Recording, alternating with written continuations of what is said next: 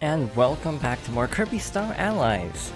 Last time we got all of the remaining friend hearts in Heroes in Another Dimension, and also showed what happens when you beat the game again, with the best case scenario. Spoiler, it's not entirely worth it. This time we're taking on the last thing of the Let's Play, which is Soul Melter EX. It's the true Mega Final Ultra Mega Battle. No regrets, make the ultimate choice with Soul Melter EX. Good luck. We are going to need all of the luck we can get because this is hard. I'm actually going to show it unlike regular Soul Melter. So here are our items. We have 2 tomatoes, 2 sodas, 2 tomatoes. Maximum tomatoes. Not bad. We also have full health. We don't have any of that half health nonsense like in regular Soul Melter, ironically, but the problem is, it's because you need it. It's like, I think doing this with half health would be legitimately impossible, so the fact that they give you full health should not be seen as a sign of this being potentially easy, because it really isn't. We're once again going with Stone, because I can't beat this mode with any other power-up, if you want me to be perfectly honest. I have tried, and failed, to do that. So, yeah, we're going with Stone. It's a little cheap, I will fully admit, but I want to show what happens when you beat this mode.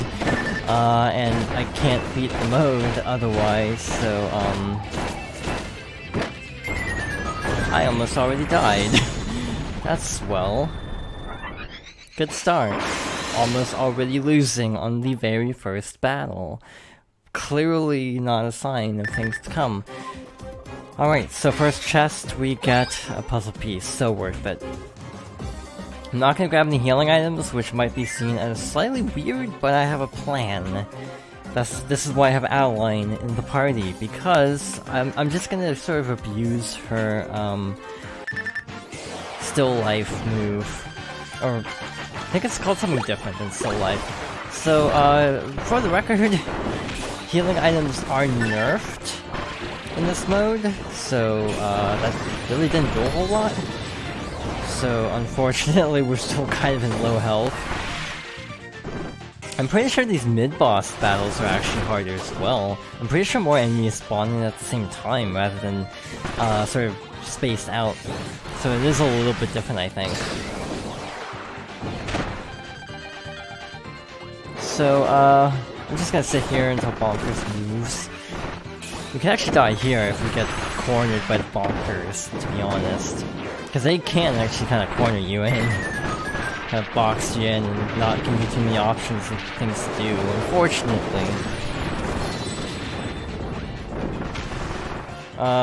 Please move. There we go. Not too horrible, I guess. Also, just as a general note, you cannot use the special moves with Adeline or Vividria in the rest rooms, just to demonstrate. Nothing! So we have to do them in the boss levels themselves. Also, some bosses have different music in Soul Melter. That's something I forgot to mention the first time. Some bosses like D&D have slightly different music in regular Soul Melter than in their normal fights. Also, wow, that was fast. Now, to my knowledge, Pawn and Con are basically the same as always, or Gold on the Soul Box in this case. So there's nothing really special about them. In a way, it's actually nice, you get a little bit of a breather. This isn't quite like True Arena and I want to say Superstar Ultra, where you end up actually getting a lot of things cut out.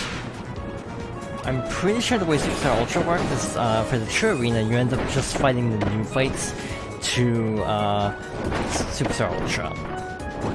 This is definitely new music, I think.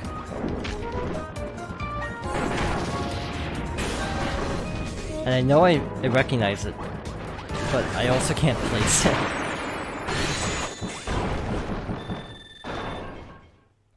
So a nice little breezy fight there, to break up the tension, thankfully. I don't mind this at all, to be honest. Because now we're heading into our tougher fights. We have Twin Krakow, Parallel Twin Krakow to be precise. And as you may have guessed, we also have to fight Big Krakow as well, which is not something I'm looking forward to be perfectly honest. Ow. It's a good start jumping straight into the enemy. So again, you can freeze or electrocute the water in order to do chip damage, like what Maglor just did. I think it was Maglor who did that. Outline is super slow to summon Krakow, so unfortunately she's not much help.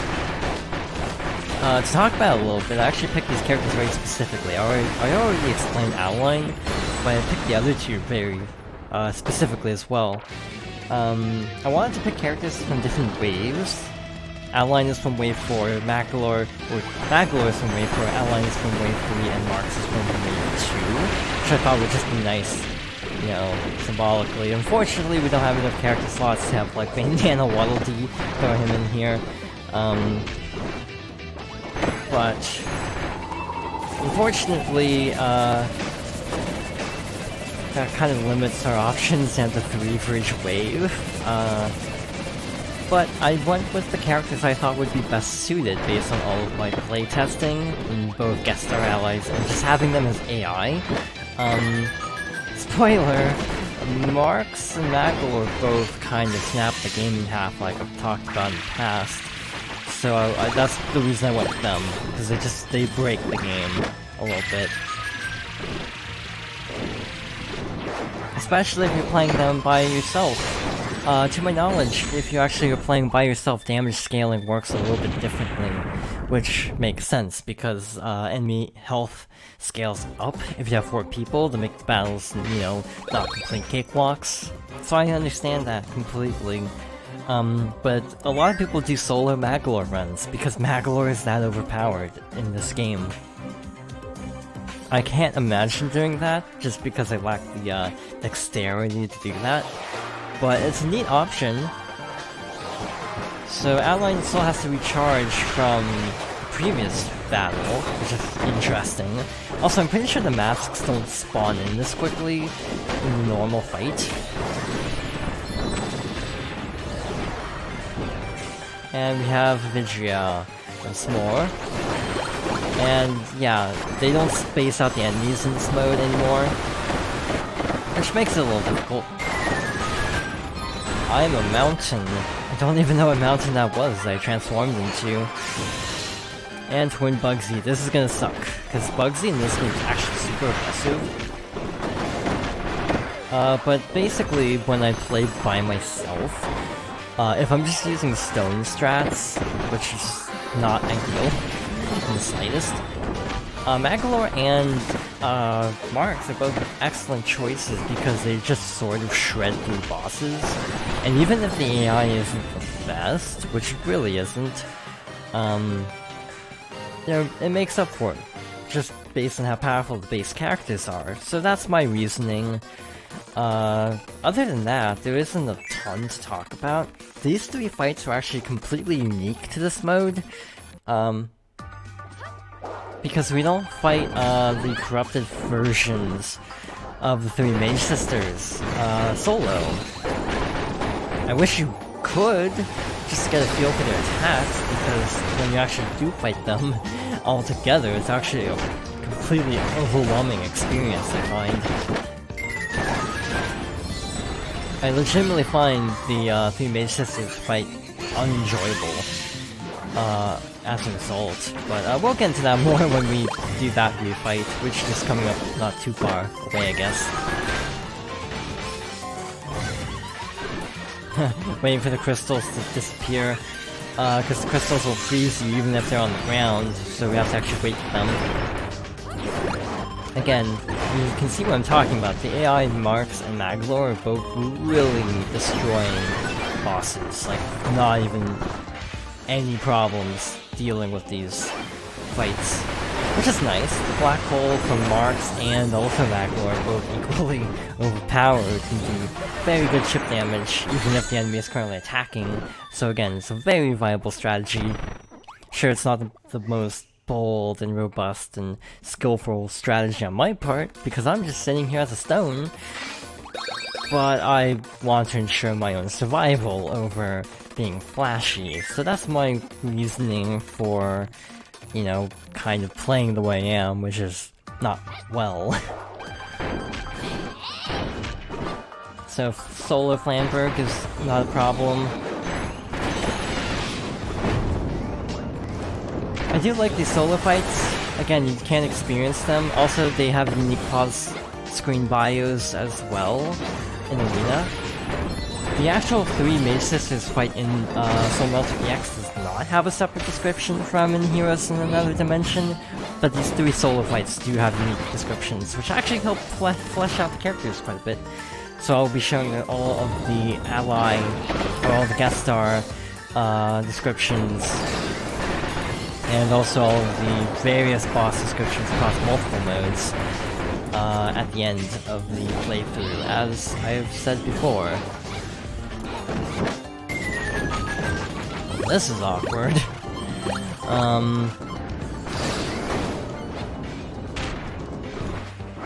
Gotta revive Macalor.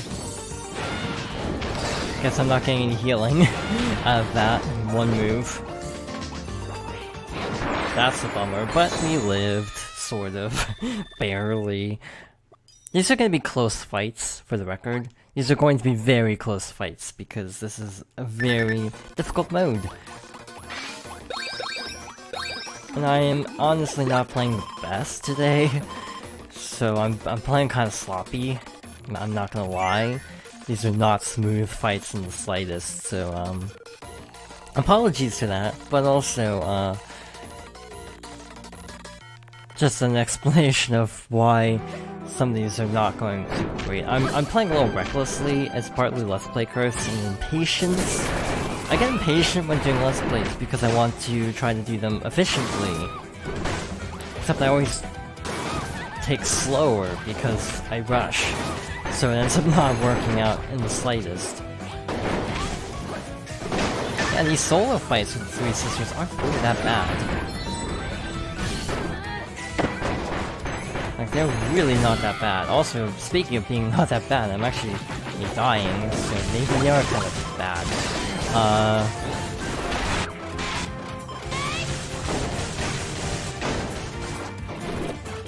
Please heal. Okay, that wasn't as much healing as I would have liked, but I did get healing out of that, so, can't complain, I guess.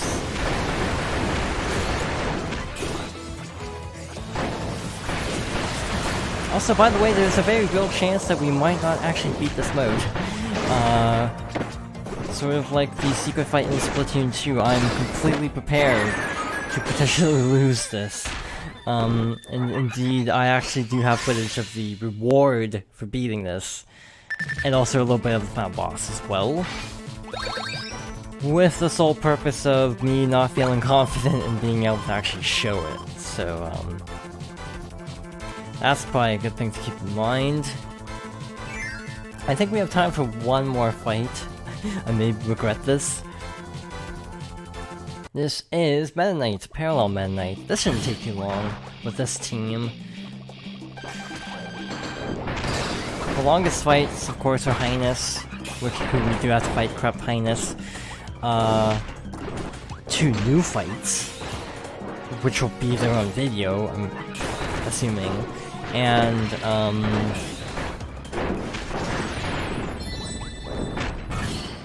actually, maybe not. I don't know how I'm gonna divide this up.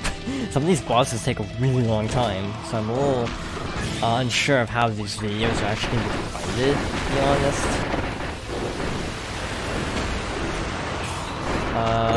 We might only get through a couple fights next video, full disclosure. Luckily these 2 are just kind of sitting in the corner, or were sitting in the corner long enough for me to just chip away a lot of damage on them. So that was just good RNG there. I don't know if that... Did I just transform into the 20th anniversary logo? I didn't look at it long enough because I transformed out of it super fast, but I think I transformed into the logo for the Dream Collection, which is actually really cool. I always loved Stone, because 1, it's overpowered, and 2, from an Easter egg standpoint, it's really fascinating trying to spot all the Easter eggs. So, punching pillars. So they'll get stuck in the latter two will get stuck in the ground, which is what we want, and then we can just punch away at him. He's gonna merge back now, I think. That's his normal pattern, so I'm actually gonna take the time to heal. Now, before the next fight. So there we go, back to mostly full health. See, that wasn't too bad at all. We might actually be able to get through D to D, I'm not sure. I don't think D to D is that bad. I say this. I'm probably gonna regret it, but we're gonna try D to D and then show the last three war fights in the next video, and then the final fight in its own video, because I legitimately think the final fight will take us on video. Like, this is a unique song to this fight, and I'm pretty sure this is a song that plays during the regular Soul Melter fight as well, but I'm not sure. Yeah, it's like classic King Deity theme. And again, I'm pretty sure this plays in the regular Soul Melter fight as well. Again, slightly different music. But this song doesn't change, because it still means business. One other change I actually noticed is I'm pretty sure this only goes down to one floor. Because the regular fight, he drops down to a room with one pillar. I'm pretty sure the fight just stays in this room. There's no transition. So that's something I actually realized when trying to finish Dimension 4 for the second time, is that you don't actually transition beyond this initial room, which actually makes it a little bit faster, but harder because he has less predictable attacks, I find. Well, I just said it would be harder, but that still went pretty fast. DD's easy for both. I mean, I was using stone, so not too much of a threat, but still. So, this sounds a little silly. You'll understand why when we actually get to here. But we're gonna do the next 3 fights in its own video. So thank you for watching, and I hope you join me next time for more Kirby Star Allies.